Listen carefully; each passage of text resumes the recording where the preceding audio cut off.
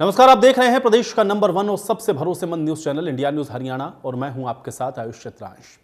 किसान आंदोलन भले ही स्थगित हो गया हो, लेकिन लखीमपुर कांड पर अब सियासत जारी है। सड़क से लेकर के सदन तक हिंसा की गूंज अब सुनाई दे रही है। इसके पीछे की वजह है एसआईटी जांच। दरअसल एसआईटी ने अपनी ये जांच में माना है कि लखीमपुर खीरी में किसानों को गाड़ी से कुचलने की पूरी घटना एक सोची समझी साजिश थी। जांच के बाद एसआईटी ने आरोपियों पर लगाई गई धाराएं भी बदली हैं। मतलब यह है कि केंद्रीय गृह राज्य मंत्री अजय मिश्रा टेनी के बेटे आशीष मिश्रा समेत 14 आरोपियों पर अब गैर इरादतन हत्या की जगह हत्या का केस चलेगा। लिहाजा एसआईटी जांच के बाद अब विपक्ष ने सरकार पर अजय मिश्रा को बर्खास्त करने का दबाव बढ़ा दिया है। तो वहीं दूसरी ओर मंत्री अजय मिश्रा के एक वीडियो ने भी बवाल खड़ा कर दिया है। दरअसल इस वीडियो में गृह राज्य मंत्री अजय मिश्रा टेनी से उनके बेटे को लेकर के एक सवाल पूछा जाता है, जिसके बाद वो पत्रकारों के साथ बदसलूकी पर उतर आते हैं। वीडियो सामने आने के बाद अजय मिश्रा टेनी का हर ओर विरोध हो रहा है और उन्हें इन सब के बीच अब दिल्ली तलब कर दिया गया है। लेकिन लखीमपुर हिंसा में आगे कार्रवाई क्या होगी, ये वक्त आने पर ही तय होगा। लेकिन सवाल इससे जुड़े कई हैं। क्या गृह राज्य मंत्री अब नैतिकता को आधार मानते हुए अपने मंत्री पद से इस्तीफा देंगे? क्योंकि लखीमपुर हिंसा के बाद उन्होंने खुद ये बात कही थी कि अगर आशीष मिश्रा इस मामले में शामिल पाए जाते हैं तो वो इस्तीफा दे देंगे। क्या केंद्रीय मंत्री को इस तरह की भाषा शोभा देती है, जो भाषा उन्होंने पत्रकारों के साथ इस्तेमाल की? तो चलिए सबसे पहले आपको वो वीडियो दिखाते हैं।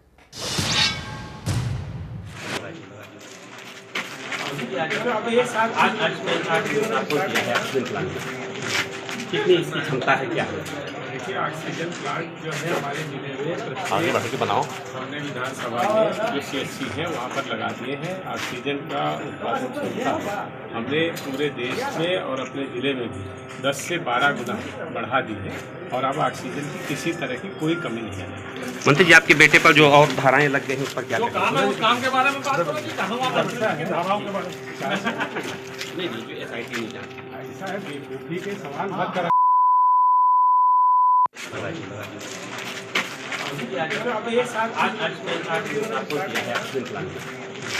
कितनी इसकी क्षमता है, क्या है?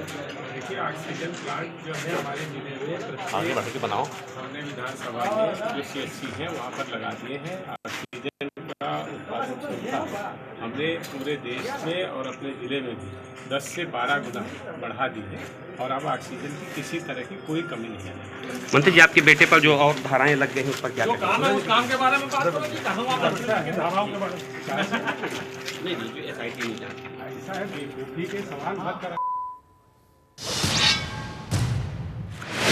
तो एक तरफ तो एसआईटी की जांच है, जिसमें यह खुलासा हो रहा है कि यह पूरी घटना सोची समझी साजिश थी। और इसी को लेकर के जब पत्रकार यह सवाल उनसे पूछते हैं अजय मिश्रा टेनी से, तो वो कैसे भड़कते हुए और अपशब्दों का इस्तेमाल करते हुए नजर आए, इस वीडियो में आपने देखा। और अब इसी मुद्दे को लेकर के आपने देखा कि आज सदन में भी जमकर हंगामा हुआ है। उसके बाद आज राहुल गांधी की तरफ से भी इसको लेकर क्या कुछ कहा गया, सुनिए।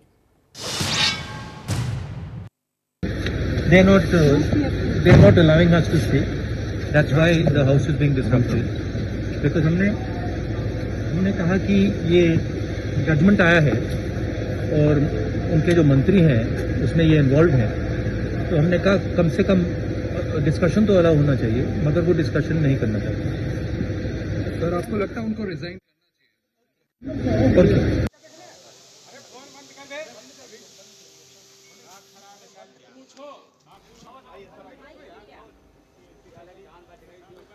तो एक तरफ तो अजय मिश्रा टेनी का ये वीडियो है, जो कि इस वीडियो के बाद भी कई सवालों को इसके साथ जोड़ रहा है कि आखिर जो सवाल है वो एसआईटी जांच को लेकर ही पूछा गया, तो उस पर इतना भड़कते हुए मंत्री जी क्यों नजर आए। सवाल इस बात का भी है क्योंकि वो दिन आपको याद होगा जब घटना घटित हुई और उसके बाद खुद अजय मिश्रा टेनी मीडिया के सामने आकर के इस बात को कहते हुए नजर आए थे कि अगर मेरे बेटे पर एक भी आरोप लगता है या वो सिद्ध होता है तो फिर मैं अपने पद से इस्तीफा दे दूंगा।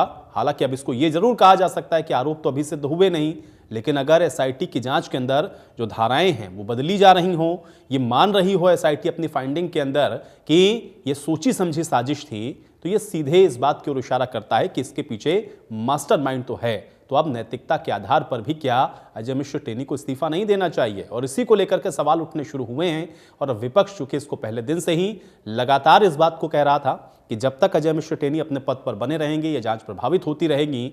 और फिर जिस तरह का बर्ताव, जिस तरह का व्यवहार अभी दिख रहा है अजय मिश्र टेनी का, इससे ये तो नजर आ रहा है कि कोई बात तो है जो अजय मिश्र टेनी को खटक रही है। अब देखना यह है, चूंकि तलब दिल्ली किए गए हैं, इस पर फैसला क्या पार्टी के स्तर पर लिया जाता है, लेकिन अब विपक्ष इसको लेकर के लगातार सवाल उठा रहा है। और अब देखना यह है कि इन सवालों के बीच में जो जवाब है वो सत्ता पक्ष की तरफ से क्या आता है। हालांकि जांच इस पूरे मामले की चल रही है, ये मामला विचाराधीन है, लेकिन जिस तरह से इस पूरे घटनाक्रम को अंजाम दिया गया है उसके बाद ये सवाल उठने थे और वो सवाल अभी भी लगातार जारी हैं। ये वही वीडियो है जिसके आधार पर आप देख रहे हैं कि ये पूरा घटनाक्रम अब खुलकर सामने आ रहा है। ये जो गाड़ी है जिसमें बताया जा रहा है कि अजय मिश्र टेनी का बेटा इसी के अंदर सवार था, और उसके बाद धीरे धीरे करके जब ये जांच की कड़ियाँ जुड़ रही हैं एक के साथ एक, तब ये खुलासा हो रहा है। एसआईटी अपनी फाइंडिंग में मान रही है कि जो घटनाक्रम घटित हुआ वो दरअसल पूर्व सुनियोजित था, यानी कि एक सोची समझी साजिश थी। अब इसका मास्टरमाइंड कौन है, ये भी सवाल इसी के साथ बहुत महत्वपूर्ण है। सवाल इस बात का भी है क्योंकि विपक्ष भी इसको लेकर के सदन में चर्चा चाह रहा है, और अब सदन के अंदर भी अगर इसको लेकर के चर्चा ना हो रही हो तो सवाल इस बात से भी जुड़ता है कि आखिर चर्चा से भी सरकार क्यों भाग रही है। तो कुल मिलाकर के एक तरफ तो किसान आंदोलन के दौरान ही घटित हुई ये घटना, अजय मिश्र टेनी के कई वीडियोज़ हैं, इससे पहले भी कई वीडियोज़ को लेकर के उनके ऊपर सवाल उठते रहे हैं, जिसमें एक वीडियो के अंदर वो किसानों को लेकर के भी जो बातें कह रहे थे उस पर भी ऐतराज़ था, और अब पत्रकारों के साथ भी जो बदसलूकी की गई अजय मिश्र टेनी के द्वारा, ये भी इस बात को दर्शा रहा है कि आखिर पत्रकार के सवाल पर इतना बिफरते हुए क्यों नजर आए हैं अजय मिश्र टेनी। आज की बहस का सवाल है, उस पर भी नजर डालते हैं, उसके बाद चर्चा में आगे बढ़ेंगे। सवाल आज की बड़ी बहस का पहला ये है कि अगर साजिश के तहत ये हिंसा हुई है जैसा कि एसआईटी रिपोर्ट में कहा जा रहा है, तो फिर इसका मास्टरमाइंड कौन है, ये सवाल बहुत महत्वपूर्ण है। हालांकि जांच अभी चल रही है। दूसरा सवाल आज की बड़ी बहस का ये है कि जांच जारी है तो सदन के अंदर जो हंगामा हो रहा है उसको कैसे देखा जाए। सवाल इस बात का भी है कि क्या केंद्रीय गृह राज्य मंत्री अपने पद से इस्तीफा देंगे, और केंद्रीय गृह राज्य मंत्री के आखिर बोल क्यों बिगड़े हैं, इतनी बौखलाहट आखिर केंद्रीय गृह राज्य मंत्री को क्यों नजर आ रही है पत्रकार के सवाल पर।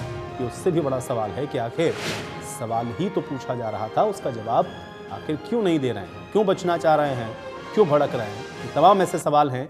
आज इन्हीं सवालों के साथ आज की बहस की शुरुआत करते हैं। सभी मेहमान मेरे साथ जुड़े हुए हैं, उनका परिचय पहले आपके साथ करवाते हैं, फिर चर्चा में आगे बढ़ेंगे। विजयपाल अहलूवालिया जी हमारे साथ जुड़ रहे हैं, प्रवक्ता हैं भारतीय जनता पार्टी के। विजयपाल अहलूवालिया जी, स्वागत है आपका चर्चा में। वेणु अग्रवाल जी हमारे साथ जुड़ रही हैं, प्रवक्ता हैं कांग्रेस पार्टी की। वेणु अग्रवाल जी, आपका भी स्वागत है। विजेंद्र रेणु हमारे साथ जुड़ रहे हैं, प्रवक्ता हैं इंडियन नेशनल लोकदल के। विजेंद्र रेणु जी, आपका भी स्वागत। और अमित नेहरा जी हमारे साथ जुड़े हुए हैं, वरिष्ठ पत्रकार हैं। अमित नेहरा जी, आपका भी इस चर्चा में स्वागत है। विजयपाल अहलूवालिया जी, आपसे इस चर्चा की शुरुआत करना चाहूँगा। मुझे लगता है कि वो वीडियो आपने देख लिया होगा जिसमें पत्रकारों पर भड़कते हुए, बिफरते हुए नजर आए अजय मिश्र टेनी, और एसआईटी ने अपनी फाइंडिंग में अगर इस बात को माना है कि ये जो पूरा घटनाक्रम है साजिश के तहत हुआ है, तो अब इसको कैसे देखा जाए, आपका रिएक्शन चाहता हूं। कि सार्वजनिक जीवन में, सार्वजनिक पद पर किसी व्यक्ति को इस प्रकार की भाषा से बचना चाहिए। जहां तक लखीमपुरी खीरी की जांच का विषय है, सुप्रीम कोर्ट की निगरानी में हो रही है, और सुप्रीम कोर्ट की निगरानी में एसआईटी ने आज कुछ धारा जोड़ने के लिए सीजीएम कोर्ट के अंदर एक आवेदन किया है।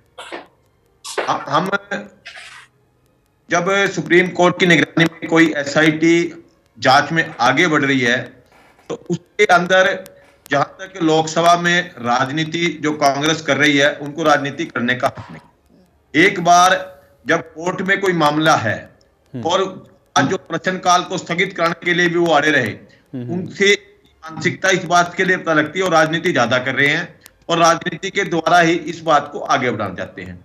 जब एसआईटी ने इतनी ज्यादा जांच के अंदर एक विषय को यहां तक ले गई, तो इसका मतलब उत्तर प्रदेश के अंदर जो एसआईटी है बड़े खुले मन से और जो निष्पक्षता से जांच को आगे बढ़ा रही है, और ये ही सारी बातें संदेश देती हैं कि सरकार की नीयत बिल्कुल सही है और ये जांच निष्पक्ष रूप से आगे बढ़ेगी। अमित नेहरा जी, एक वरिष्ठ पत्रकार होने के नाते आप कैसे देखेंगे? एक तो एक पत्रकार का सवाल जिस पर अजय मिश्र टेनी आपने देखा किस तरह से भड़कते हुए और जिन शब्दों का वो इस्तेमाल कर रहे थे उसको तो हम लोग सुनवा भी नहीं सकते। दूसरा ये है कि जब नैतिकता की बात होती है या अन्य पार्टियों के बीच में हम लोग देखते हैं कि एक दूसरे को जब नैतिकता का पाठ पढ़ाया जाता है तो खुद की अपनी स्वतः नैतिकता क्या है वो भूल जाते हैं। इस पूरे घटनाक्रम को अभी इस स्टेज पर आप किस तरह से देखते हैं जब एसआईटी ये मान रही हो कि ये एक पूर्व नियोजित साजिश थी, धाराएं बदल रही हो, इसको कैसे देखेंगे आप?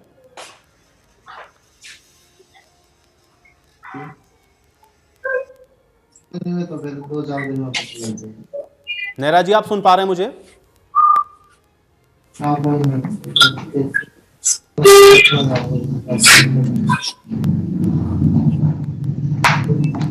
चलिए, अमित नेहरा जी तक शायद मेरी आवाज नहीं पहुंच रही। विजेंद्र रेड्डू जी, मैं आपके पास आता हूं। विजेंद्र रेड्डू जी, क्या आप मुझे सुन पा रहे हैं? जी, सबसे पहले तो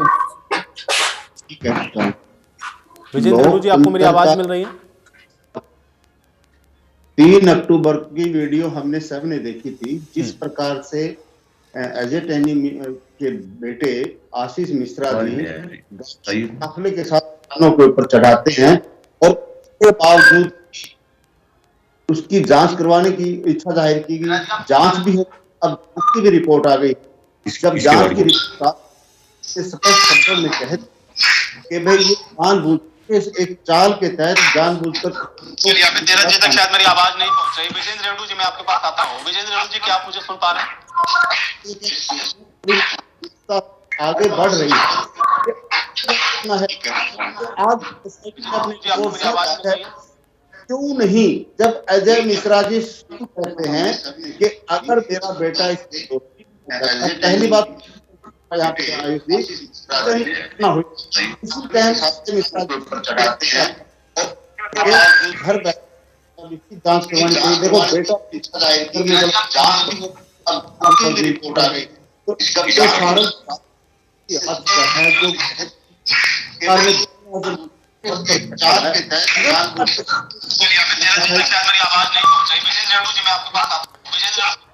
विजेंद्र रेड्डू जी, मैं आपको रोकूंगा।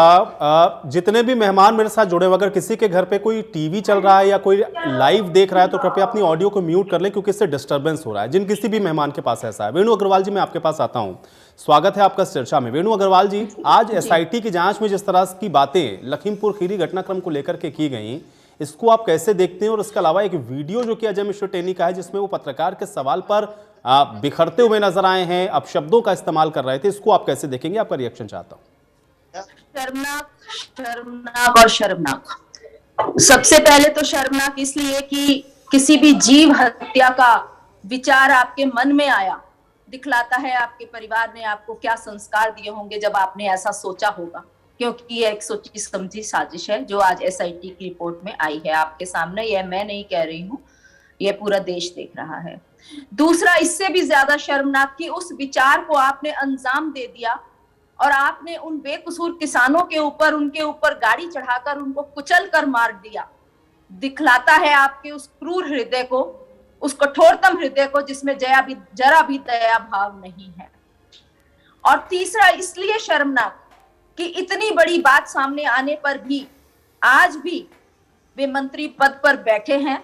ना ही सरकार ने उनसे उनका इस्तीफा लिया और ना ही नैतिकता के तौर पर उन्होंने अपना इस्तीफा दिया। बजाय इसके पत्रकारों के साथ वो अभद्रता का व्यवहार कर रहे हैं। तो क्या दिखलाता है? उनकी बौखलाहट दिखलाता है, उनकी कमजोरी दिखलाता है, उनका झूठ दिखलाता है। बहुत ही शर्मनाक हादसा जिसको कांग्रेस ने उठाया, उसी वक्त उठाया, लेकिन क्योंकि सरकार इनकी है यूपी में, सरकार इनकी है सेंटर में, पुलिस इनकी है, इन्होंने इस मामले को पूरी तरह से दबाने की कोशिश की। पर शुक्र करते हैं हम अपनी न्यायपालिका का, जो कि आज एक इंडिपेंडेंट होते हुए आज उन्होंने इस आवाज को उठाया और इनको एक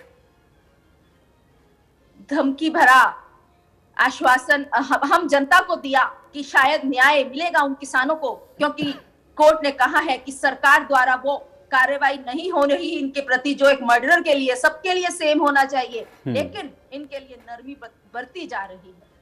तो हम न्यायपालिका का बहुत शुक्रगुजार हैं। एक इंडिपेंडेंट हमारा जो हमारी एक व्यवस्था जो देश की है उसके प्रति हमें पूरा विश्वास है कि न्याय मिलेगा उन किसान भाइयों को। सबसे पहले तो उसमें हम मोदी जी का ये भी कहना चाहेंगे कि आपने अभी तक माफी तो उन 700 शहीदों से भी नहीं मांगी जो इस आंदोलन में शहीद हुए। तो अब समय आ गया है, अब माफी मांग लीजिए कि देश किस दिशा में आप लेकर जा रहे हैं, किस तरह से मर्डरर्स आप ही की नाक के नीचे अपने ही किसान भाइयों को कुचल रहे हैं और आप कुछ नहीं कर रहे, आप केवल गंगा नहा रहे हैं। गंगा नहाने से पाप नहीं धुलेंगे, केवल गाय गंगा गीता की बात करने से पाप नहीं धुलेंगे, पाप धुलेंगे यदि आप इनको न्याय दिलवाएंगे। ठीक है। अमित नेहरा जी, आपका रिएक्शन चाहूंगा मैं इस पर। देखिए आयुष, जो मंत्रिमंडल होता है वो सरकार का चाल, चरित्र और चेहरा होता है। पहली बात तो ये है कि कोई कानूनी बाध्यता नहीं है कि अजय मिश्रा उर्फ टैनी को मंत्रिमंडल से बाहर किया जाए, क्योंकि वो चुने हुए सांसद हैं और प्रधानमंत्री ने उनको अपनी कैबिनेट में लिया हुआ है। संविधान में कहीं नहीं है कि किसी मंत्री का बेटा अगर किसी को मार दे, जानबूझ के षड्यंत्र में शामिल होके अगर 4-5 किसानों को मार दे तो उसको हटाया नहीं जा सकता।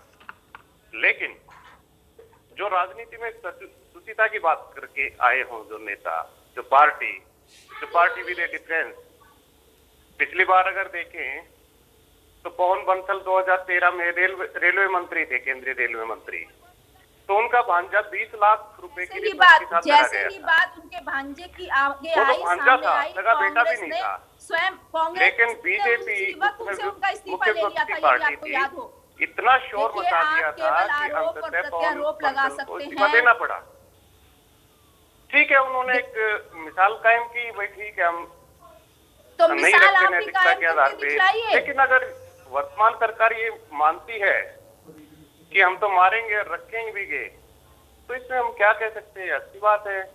अच्छा, पत्रकारों के साथ बदसलूकी है, पूरा देश देख रहा है, तो इनको नैतिकता से मुझे लगता है अगर ये कंटिन्यू रखते हैं तो नैतिकता और बीजेपी का दूर दूर तक कोई नाता नहीं। बाकी रखें, मैं एक बार फिर कह रहा हूँ, कानूनन ये रह सकते हैं, संविधान में ऐसा कोई प्रोविजन नहीं ये इस्तीफा दें। हालांकि 120 जो है वह धारा लगा रखी है, जो धारा लगा रखी है यूपी पुलिस ने, तो उसके आधार पे भी बनता है इनका इस्तीफा। लेकिन जितने दिन तक ये रहेंगे मंत्री, और देखिए सबसे बड़ी बात ये है, जो एक गृह मंत्रालय है, पूरे देश के नागरिकों की सुरक्षा की जिम्मेदारी किस व्यक्ति को दे रखी है, उससे पता चलता है कि नैतिक रूप से कितने उच्च आदर्श हैं इस पार्टी के। तो बाकी समय बताएगा कि क्या रहेगा, कैसे रहेगा। और इसमें किसानों ने जो लड़ाई लड़ी तो उससे भी देख लिया कि जन आंदोलन के साथ ही इस पार्टी को झुकाया जा सकता है। अब विपक्ष का भी दम देखना है कि वो अपने मकसद में कामयाब रहता है या नहीं है, क्योंकि राहुल गांधी ने आज एक स्टेटमेंट दी है, थोड़ी देर पहले आपने भी देखा होगा, कि नरेंद्र मोदी कहते थे कानून वापस नहीं होंगे, लेकिन उनको कानून वापस लेने पड़े। अब वो कह रहे हैं कि इस्तीफा नहीं देंगे, तो कांग्रेस पार्टी इनका इस्तीफा वापस दिलवाएगी। तो विपक्ष के ऊपर जिम्मेवारी है कि वो किस तरह लोकतंत्र को जिंदा रखेगी। विजयपाल अहलूवालिया जी, जवाब दें।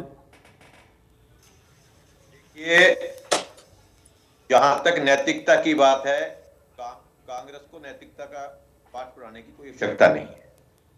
और एक तरफ एसआईटी उत्तर प्रदेश के अंदर भाजपा की सरकार होते हुए बहुत बढ़िया तरीके से जांच कर रही है, और उस जांच को हमें अप्रिशिएट करना चाहिए। और पहली बार ऐसा हो रहा है कि जिस पार्टी की सरकार हो, चाहे कितना ही शक्तिशाली व्यक्ति दोषी हो, उसके विरुद्ध कानून अपना काम करेगा, और निश्चित रूप से कानून से ऊपर कोई नहीं है। आज कानून से ऊपर कोई नहीं है। कानून की गिरफ्त में जो भी व्यक्ति जांच, जब एफआईआर की विवेचना हो रही है और जिस विवेचना के अंदर जो जो जांच आगे बढ़ रही है और जो जो शामिल होगा उसके खिलाफ उचित कार्रवाई हो रही है।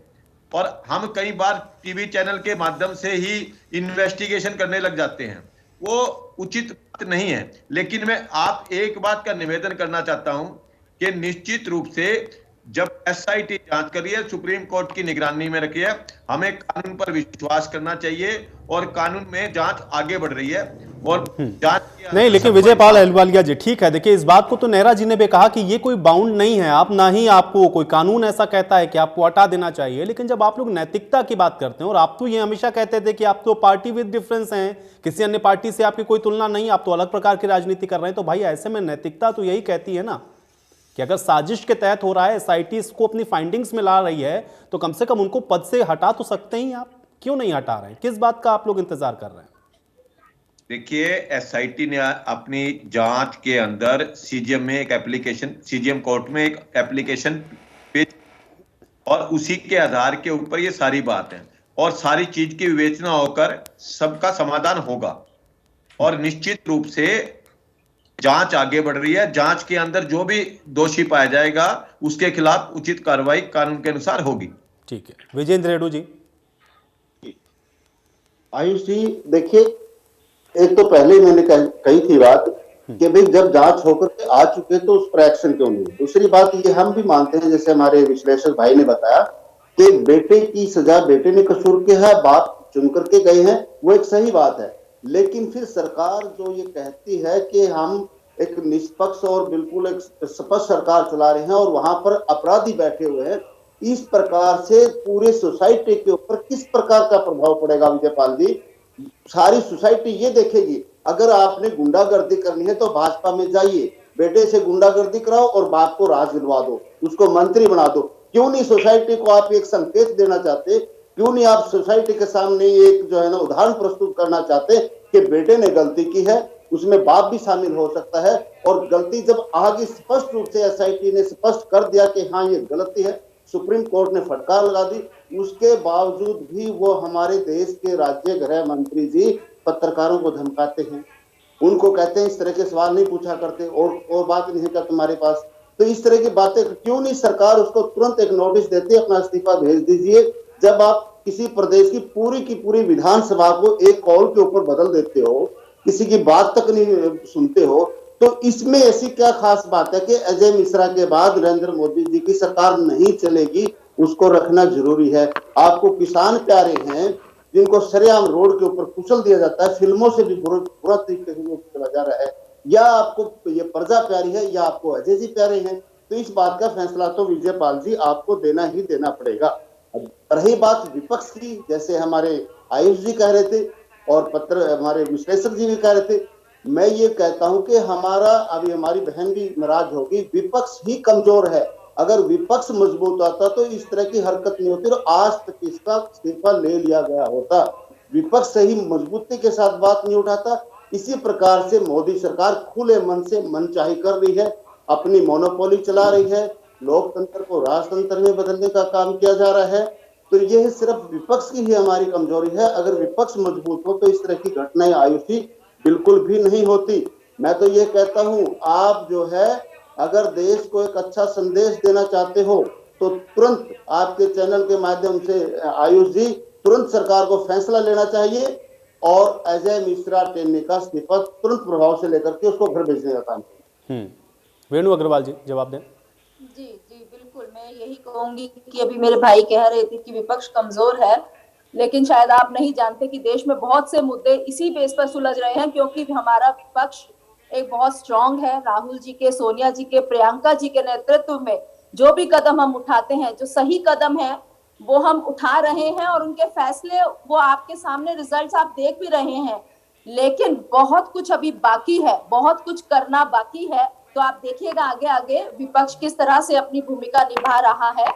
और खासतौर पे हरियाणा में, अभी तो चलो आज हम यूपी की बात कर रहे हैं, लेकिन हरियाणा में बहन कुमारी शैलजा जी के नेतृत्व में हर मुद्दे को हम बहुत स्ट्रांगली उठाते हैं और सड़कों पर उठाते हैं और उस बात का आवाज जब सरकार तक पहुंचती है तो उसके काफी रिजल्ट्स हमारे पास आ भी रहे हैं।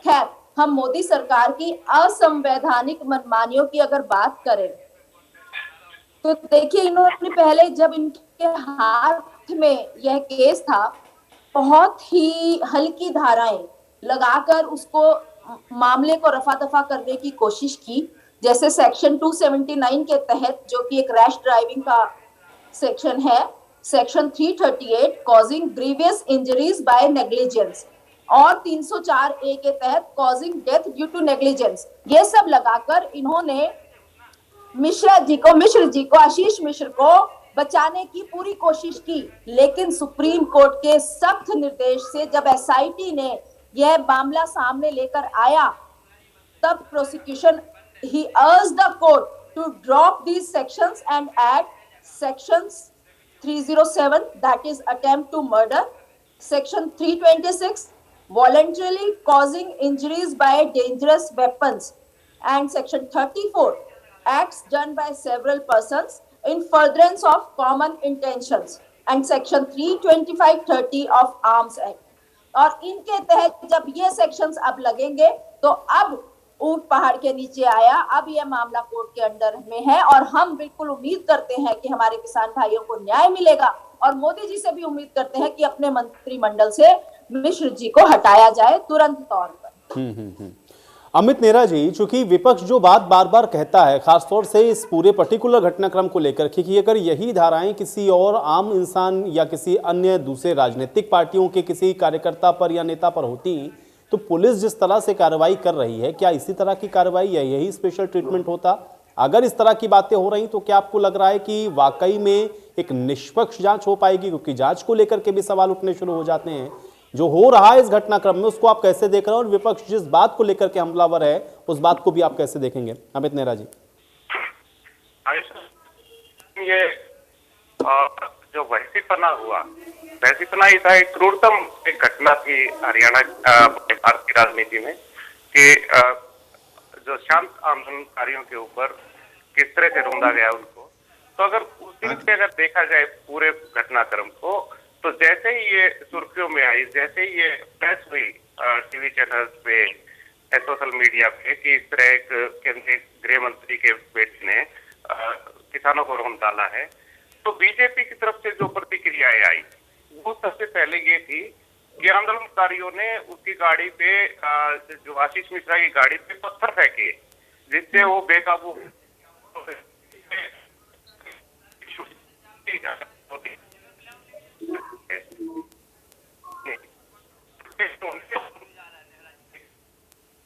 किसान ये कोशिश की पूरे देश को कि गलती किसानों की थी, ना कि आशीष मिश्रा की। तो कहना था बेहतर हुआ जब किसान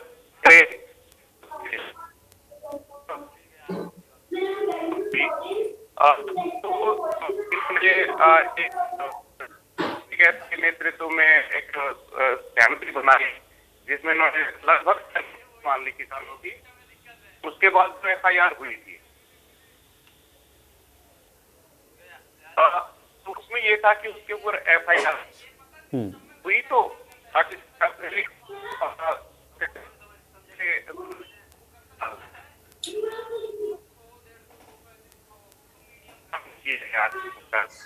तो सुप्रीम कोर्ट को निर्देश देने पड़े तो क्या बात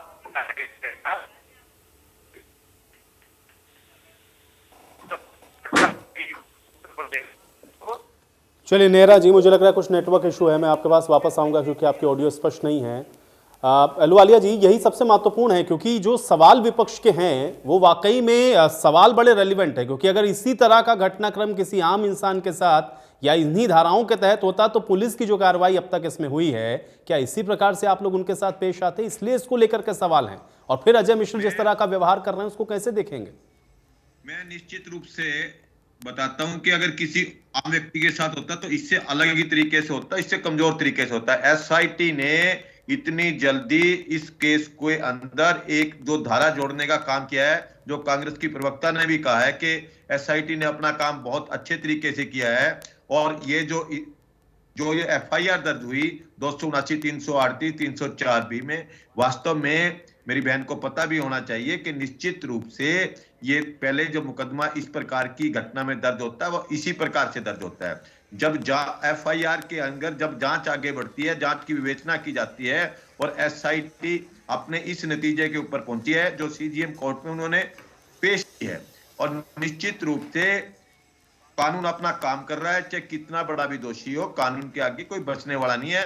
निश्चित रूप से इस संविधान के अंदर जो कानून से ऊपर कोई भी नहीं है, और उत्तर प्रदेश की सरकार की इच्छा शक्ति ने दिखा दिया है कि नहीं। लेकिन अहलूवालिया जी, यही तो सवाल है, क्योंकि कानून से जब कानूनन साबित हो जाएगा या कानून अगर किसी को अपराधी घोषित कर देगा, तब तो कोई भी पॉलिटिकल पार्टी, क्या कांग्रेस पार्टी, क्या इनेलो, क्या अन्य पार्टियां या आपकी पार्टी भी, तब तो आप उनको नहीं रखेंगे। लेकिन नैतिकता तो ऐसे ही समय पर दिखाई जाती है ना, जब आरोप लग रहे हैं और आरोप के तथ्य इशारा कर रहे हो कि हाँ ये इसके पीछे संलिप्त हो सकते हैं, उस स्थिति में ही जो नैतिकता की परख है वो होती है। बाकी तो नैतिकता तो ये कहेगी जब भाई आरोपी साबित हो जाएंगे, जब उन पे अपराध सिद्ध हो जाएगा, तब तो आप हटाएंगे ही उनको। लेकिन अभी नैतिकता क्या कहती है अहलूवालिया जी? नैतिकता ये कहती है कि किसी जो 420 की बेल के अंदर व्यक्ति हैं वो किसी पार्टी के राष्ट्रीय अध्यक्ष बने रहे, ये नैतिकता है क्या? कोई व्यक्ति महिला को अश्लील मैसेज भेजे, वो उसको पंजाब का मुख्यमंत्री बना दिया जाए, ये नैतिकता है न? और आपने सिखों का नरसंहार करने वाले सज्जन सिंह, टाइटलर, कमलनाथ, उनको कोई मुख्यमंत्री बना दे, उनको तो मतलब उनकी नैतिकता नहीं है अहलूवालिया जी, तो इसलिए आपकी भी नैतिकता नहीं है। अगर देखिए नैतिकता, आपकी अलग नैतिकता क्या है, यही तो मैं समझना चाह रहा था ना आपसे। नैतिकता के जो विषय है ना जी, नैतिकता की परिभाषा बहुत सबके लिए अलग अलग नहीं होती।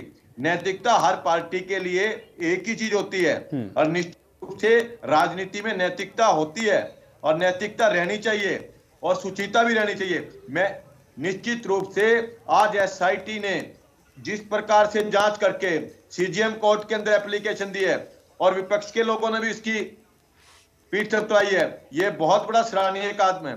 आज उत्तर प्रदेश के योगी जी के मुख्यमंत्री काल के अंदर इस प्रकार का खुले मन से जिस प्रकार एसआईटी ने जांच की है, इसकी हमें सराहना भी करनी चाहिए। और हमें कानून का काम, जो कोर्ट का काम है उसको कोर्ट को करने दो, और जो पुलिस का काम उसको पुलिस के करने दो। मैं तो इस चैनल के माध्यम से एक ही बात का जनता को विश्वास दिला सकता हूं, जिसने भी अपराध किया है वो उसके खिलाफ पूरी उचित कार्रवाई की जाएगी, और कानून अपना काम कर रहा है। विजेंद्र रेड्डी जी, कानून काम कर रहा है, जो दोषी होगा उसके खिलाफ हम कार्रवाई करेंगे। रही बात नैतिकता की, तो नैतिकता तो किसी भी पार्टी में नहीं है, इसलिए अलग अलग थोड़ी ना हो सकती नैतिकता, इसलिए वो नैतिकता के आधार पर इस्तीफा नहीं हो सकता। रेड्डी जी, जो एफआईआर की बात कर रहे हैं, विजयपाल जी खुद एक एडवोकेट हैं सुलझे हुए। एफआईआर जब दर्ज की गई थी तो किसानों के बहुत बड़े विरोध के बाद जब किसानों ने ये कहा कि जब तक एफआईआर दर्ज नहीं होगी हम इस स्थान को खाली नहीं करेंगे, और इस तरह एफआईआर दर्ज होनी चाहिए। नंबर एक बात तो विजयपाल जी, आपकी नैतिकता वही साफ दिखाई दे गई थी कि आपने एफआईआर भी किसानों के दबाव में करने का काम किया था। हमें हर रोज की एक की रिपोर्ट हमारे पास है। दूसरी बात, आप कहते एसआईटी की पीठ थपथपाना, विपक्ष शाबाशी देता है, Indian National Lok Dal party SIT को शाबाशी देती है, उनका आभार प्रकट करती है, उन्होंने किसानों के साथ न्याय किया है। लेकिन सरकार ने क्या किया? सरकार क्यों आप लोग तुलना कर रहे हो कि उसकी नीयत ऐसी थी, उसकी नीयत ऐसी थी? क्या आप उनसे 2 चंदे आगे जाना चाहते हो? आप अपनी नीयत तो दिखाइए ना। आज आप सत्ता में बैठे हो, 7 साल से हिंदुस्तान और प्रदेश की सत्ता का सुख भोग रहे हो, आपने कौन सी अपनी साफ नीयति दिखाने का काम किया है? क्यों आप इसको डिले कर रहे हो? क्यों आप जले पर नमक छिड़कने का काम कर रहे हो? विजयपाल जी, ये बात आपने सत्य सिद्ध कर दी है कि सत्ता का अहंकार जो है मनुष्य को अंधा बना देता है, और उसको सारे के सारे बुरे लगते हैं, स्वयं साफ लगते हैं, और यही सबसे बड़ी सत्ता की कमी होती है। तो आप जो है न्याय कीजिए किसानों के साथ, न्याय आपकी सरकार के हाथ में है।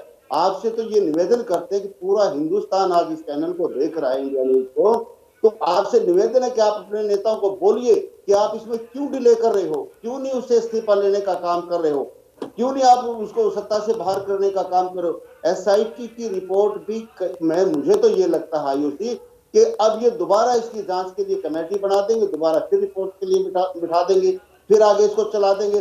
सर आप ये कोर्ट ने करने थे, ये आपका मेरा काम नहीं है।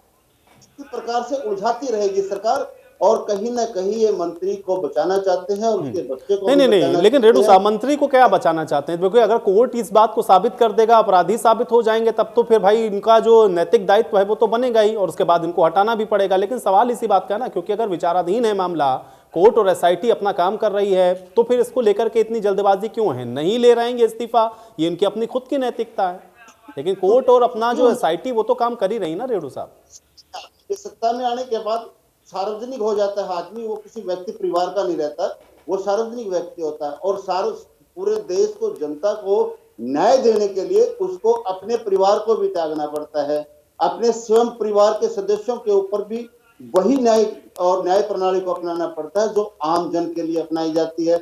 यहाँ ये भेदभाव क्यों किया जा रहा है पार्टी के द्वारा? ठीक है वेणु अग्रवाल, ठीक है चलिए वेणु अग्रवाल जी, वेणु अग्रवाल जी, न्याय संगत जो होगा वो होगा, और उसके अलावा जो जांच जिस तरह से बढ़ रही है उसमें जो भी फाइंडिंग सामने आएंगे उस पर जो सुनिश्चित कार्रवाई होगी वो की जाएगी। इस्तीफा क्यों नैतिकता के आधार पर? ठीक है वेणु अग्रवाल जी।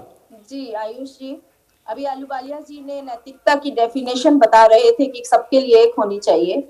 आप ये बताइए कि जब आपकी सरकार आई तो आप लोग 0 टॉलरेंस और 100% गवर्नेंस का वायदा करके आए थे, तो क्या उसकी डेफिनेशन यही है आपके राज में कि जो आपके मंत्री हैं, चाहे वो मर्डरर हो चाहे वो रेपिस्ट हो, आप देखिए हाथरस की घटना देखिए, उन्नाव की घटना देखिए, आपके मंत्री किस तरह से खुले घूमे और आपकी सरकार ने उनकी मदद की, आपकी सरकार के संरक्षण में आपके मंत्रियों को फायदा पहुंचाया गया। तो क्या ये डेफिनेशन है 0 टॉलरेंस की? बिल्कुल 100% टॉलरेंस और 0 गवर्नेंस के अंदर आज यूपी सरकार काम कर रही है। केंद्र भी उस पर एक्शन नहीं लेता है, क्योंकि आज योगी जी, मोदी जी वाराणसी को निखारने में लगे हैं। अरे आप देश को अपने दिल को निखारिए, पहले आप नैतिकता का पाठ पढ़ाएंगे, पहले नैतिकता स्वयं तो सीखिए कि नैतिकता होती क्या है। आप लोगों के राज में किस तरह की घटनाएं घटी है, यूपी का अगर पूरा कच्चा चिट्ठा खोल दिया जाए तो आप यहाँ से भागते नजर आएंगे।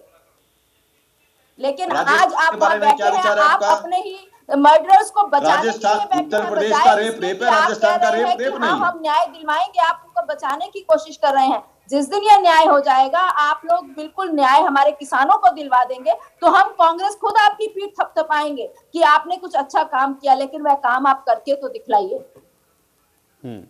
अमित नेहरा जी, चूंकि ये जो सबसे महत्वपूर्ण बात यहाँ पर बार बार उठती है और ये जो बात कही जाती है कि भाई कोर्ट अपना काम कर रहा है, न्यायिक व्यवस्था जो है वो अपना जो भी उसमें निर्धारित करेगी उसके आधार पे कार्रवाई हो जाएगी, फिर इसमें बीच में नैतिकता की बात कहाँ से आती है? क्योंकि कानून तो बाउंड नहीं करता कि इनको हटाएं या फिर ना हटाएं, इसको लेकर के हो हल्ला क्यों है फिर? अमित नेहरा जी, देखिए एक तरह से भारत के लिए तो ठीक ही है कि अजय मिश्रा टहनी अपने पद पे बने रहे, ताकि आने वाली दूसरी सरकार भी ये कह सके उनके अगर कार्यकाल में किसी मंत्री के भगवान ना करे, तो ये उदाहरण देने के लिए वो उदाहरण रहे कि उस टाइम बीजेपी सरकार में भी एक मंत्री के पुत्र ने इस तरह का किया था, तो हमारा मंत्री क्यों इस्तीफा दे?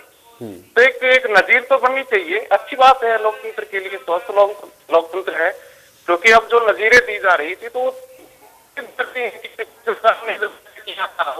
अपने पद पे, तो हम इस्तीफा क्यों दें? ये तो अच्छी बात है, ये तो इतिहास बन रहा है, देश देख रहा है, विश्व देख रहा है कि जिस व्यक्ति के पास पूरे देश जो नागरिकों की सुरक्षा जिसके हाथ में, उसका बेटा इस तरह के कृत्य में बंद है, तो वो उसका जो पिता है वो कितना न्याय करेगा? दूसरी बात, आज ये बात उठ रही है कि तो क्या अगर कोई काम होगा तो कोर्ट का फाइनल डिसीजन ना आ जाएगा, क्योंकि ये तो पुलिस की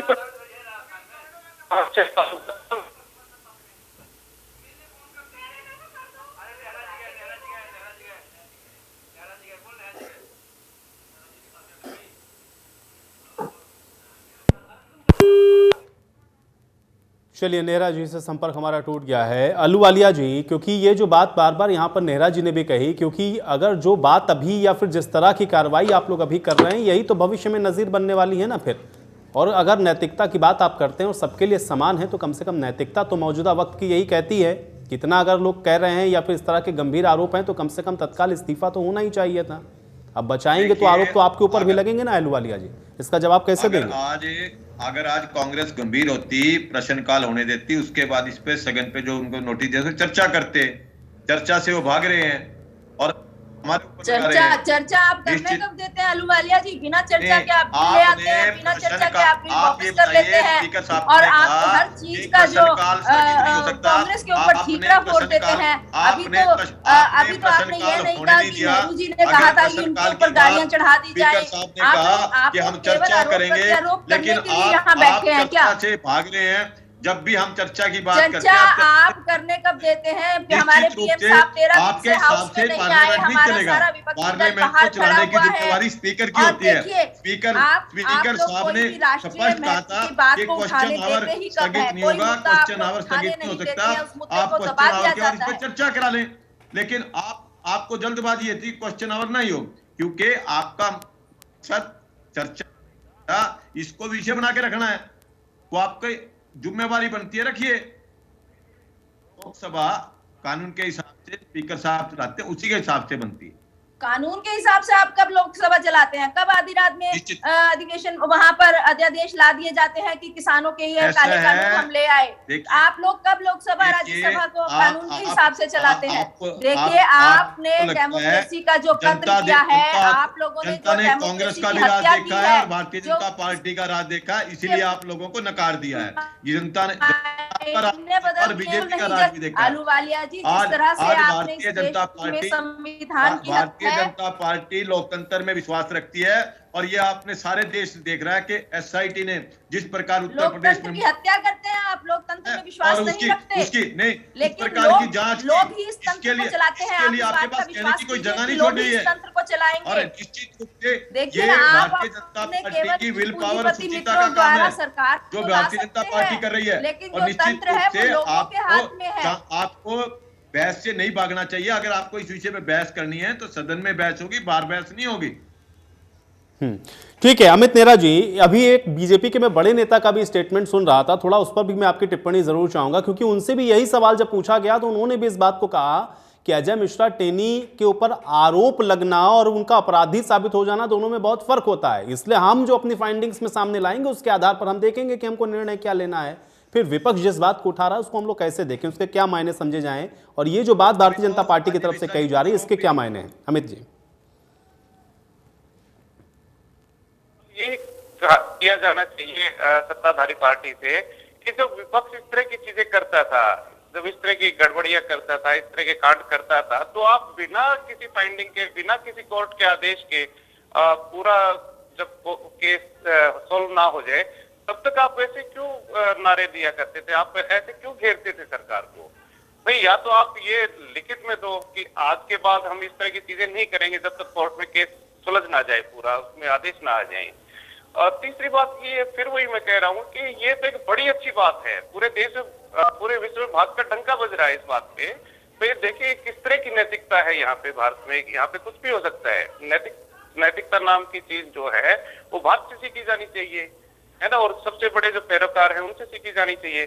तीसरी बात ये है कि देखिए विपक्ष वाकई में कमजोर है। विपक्ष में अगर हिम्मत होती तो कृषि कानून इस तरह से पारित नहीं होते, पारित हो भी गए थे तो सामूहिक इस्तीफा देना चाहिए था विपक्ष को। भाई, जब इनकी सुनी ही नहीं गई, ये तो देखिए भारत की जो जनशक्ति है, जो जन आंदोलन है, उसके आगे सरकार तभी ना। भाई, यही जो प्रधानमंत्री है वो कह रहे थे कि इनमें काला क्या है, वो काला भी साबित हुआ, कानून भी वापिस नहीं। पत्रकार महोदय, कुछ काला साबित नहीं हुआ, सरकार ने अरे आप बीच में क्यों बोल रहे हो? आप वापिस लिया। आपका कम से नहीं आएगा काला साबित कहाँ हुआ? आपका नंबर नहीं आएगा क्या? हाँ, बोलिए। नहीं, आप इतने डरे हुए क्यों हो यार? बीच में बोल रहे हो आपको इतना डर क्यों है? आपके बारे में ये बात नहीं कह सकते क्या आप? यार आपको ये क्या आदत है आपको बीच में बोलने की? आपका जब नंबर आया छक के बोलना। भाई, आप 3 मिनट आयुष्मान को ज्यादा देना इस बारे में। इनको बीच में, सभी के बीच में बोल रहे आप, आपके बीच में कोई बोला है क्या? भाई, आप अपनी जेब क्यों मिटा रहे हो इस तरह से? आप जेबे हुए हो तो आप इस तरह की बात मत कहे। आप पत्रकार है, अपने विषय को रखिए। नहीं, आप बीच में क्यों बोल रहे हो? फिर आप बताओ ना, स्पष्ट करो। आप बीच से बोलने की आवश्यकता क्या पड़ी आपको? आप मेरे को मत समझाइए कि मैं कौन हूं। आप अपनी बात रखिए, आप अपनी जब बारी आए। तो बात ये है, जब ये कह रहे थे कि इनमें काला क्या है, तो इन्होंने माना काला है, वापिस लिया, ठीक है ना, शहीद होने से, किसानों के शहीद होने से मना कर रहे थे। लोकसभा में इन्होंने ये कहा कि हमारी जानकारी में कोई नहीं है, फिर ये सहमत हुए कि हम मुआवजा देंगे। ठीक है ना, आज ये कह रहे हैं कि उनका कसूर क्या है, जब तक कोर्ट वो फैसला नहीं देगी। तो देखिए टाइम आएगा, सारी चीजें क्लियर होंगी। अजय टैनी अपने पद पे रहेंगे या नहीं रहेंगे भविष्य के गर्भ में है, लेकिन पूरे विश्व की जनता, पूरे देश की जनता देख रही कि इनका चाल, चरित्र और चेहरा क्या है, ये बातें क्या करते हैं, हकीकत में ये क्या है। तो ये देखना दिलचस्प रहेगा। और विपक्ष को तो मैं कहूंगा कि कमजोर है, वाकई में कमजोर है। इनको लखीमपुर खीरी में बड़ी रैली करनी चाहिए, बताना चाहिए कि भाई क्या है यहाँ पे। तो ये चीजें जब तक नहीं होंगी तब तक लोकतंत्र मजबूत नहीं होगा देश में। चलिए अमित जी, आपकी इसी बात के साथ ये चर्चा मैं यही समाप्त करूंगा। बहुत शुक्रिया आप लोगों का समय निकालने के लिए, इस चर्चा का हिस्सा बनने के लिए। हालांकि लखीमपुर खीरी प्रकरण को लेकर के एक बार फिर से सवाल हैं और अब देखना ये है कि आखिर इसको लेकर के आगे क्या फैसला पार्टी के स्तर पर लिया जाता है। आज बड़ी बहस में मेरे साथ फिलहाल इतना ही।